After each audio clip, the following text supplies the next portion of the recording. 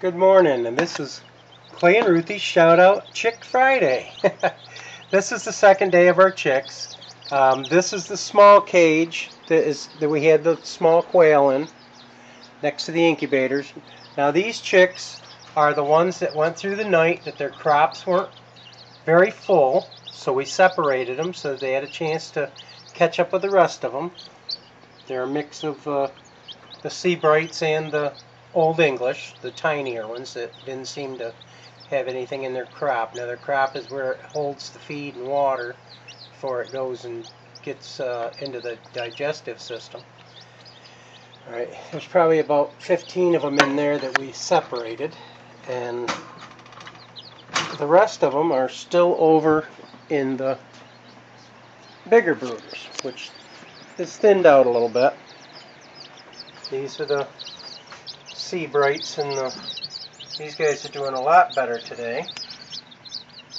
These are the golden and silver Seabright with a couple of the odd Old English. Now I went to the bigger water area than the little quail waters. That way it gives them a. You see how they tip their head way back to let the water run down their neck? And these guys are filling up their little crops. There's not as many, so they'll be able to see how that one's little crop is filled right up with food. Well, that's what we're trying to expect from the little ones over there. And these are the Old English in this one, and they're doing a lot better today too. These are the ones that had nice full crops and that were eating and drinking really good.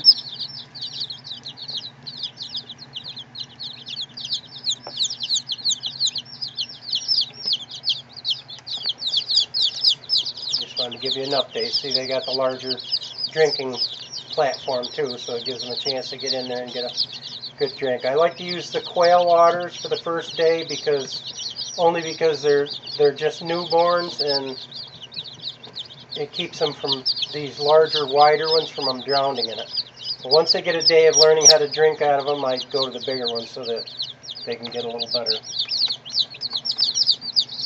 drink, and that they aren't crowding themselves and stepping on each other.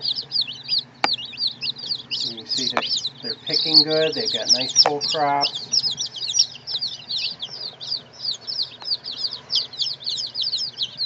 And they're wandering way to the back. Now when they wander to the back, those are the ones that are really warm and that are trying to get away from the heat bulb. And the ones that feel like they're a little cool will come over and set under the bulb to keep warm. See, that one there is kind of just sitting there. He's just trying to warm up for the day. And when he gets warm enough, he'll wander away and eat and drink. And these guys are doing really, you can see them picking at the food that was spilt on the floor. And tomorrow, we'll be able to put the sawdust in there, because then they'll be able to determine between the food and the sawdust for the litter. Now you don't want to put sawdust in there the first day, because they'll pick at the sawdust and they won't eat the food. See that one there? Got a nice fat little crop on him. That means he's been eating really good. And you want to and the litter will help keep them dry and warm.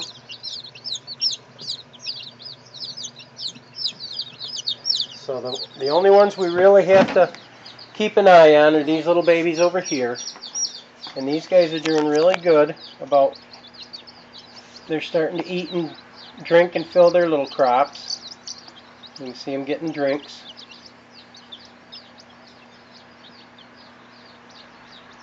And they're foraging for the crumble, the feed.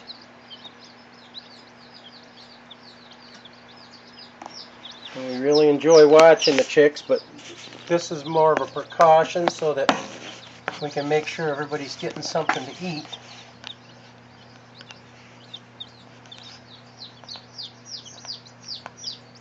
These guys are tired and staying under the bulb to keep warm. And some of them over here are eating.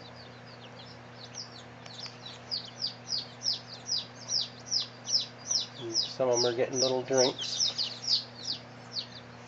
So these guys will watch a little bit more in the next day or so. And when they start, their crops start staying full and they look like they've been eating and drinking, they'll go back over with the other guys and make more room for the other ones that aren't filling their little crops. We'll check them tonight. The ones that look like they got a nice full crop, we'll put them back over with the other ones. Alright, this is Clay and Ruthie, and this is a Shout Out Friday chick video.